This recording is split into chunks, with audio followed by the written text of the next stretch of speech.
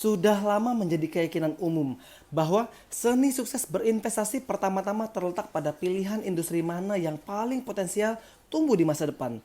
Kemudian pada identifikasi perusahaan mana yang paling menjanjikan dalam industri tersebut.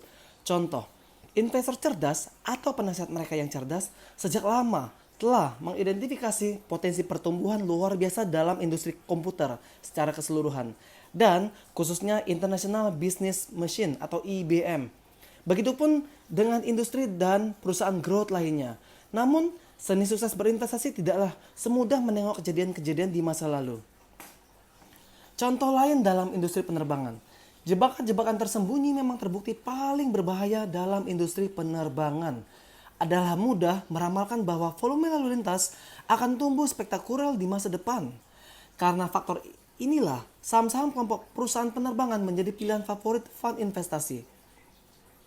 Tetapi, meskipun terjadi ekspansi pendapatan dengan kecepatan yang bahkan lebih tinggi dari industri komputer, kombinasi antara masalah teknologi dan ekspansi kapasitas yang berlebihan menyebabkan tingkat laba menjadi fluktuasi dan bahkan membawa kehancuran.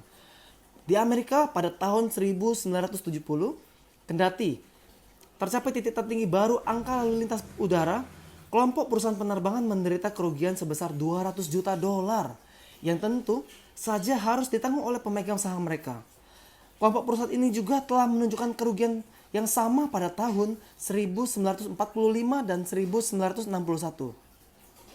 Pada 1970, saham-saham kelompok perusahaan ini sekali lagi menunjukkan penurunan yang lebih tajam dari pasar secara keseluruhan. Catatan menunjukkan bahwa ahli mutual fund bergaji sangat tinggi dan bekerja full time sekalipun ternyata membuat prediksi yang sama sekali keliru tentang masa depan jangka pendek dari industri yang besar dan mencolok ini. Di sisi lain, perusahaan-perusahaan fund investasi atau investment fund memasang investasi besar dan meraup keuntungan substansial di IBM.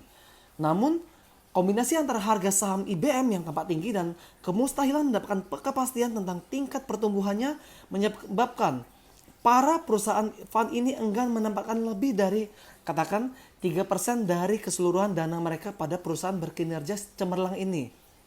Karenanya, efek dari pilihan bijaksana ini terhadap hasil mereka secara keseluruhan sangatlah kecil. Di samping itu, banyak dari investasi mereka di perusahaan industri komputer selain IBM terlihat tidak menguntungkan. Dari dua contoh umum ini, kami tarik dua pelajaran untuk Anda. 1. Prospek pertumbuhan fisik yang jelas dari suatu bisnis tidak bisa diartikan sebagai keuntungan yang jelas bagi investor.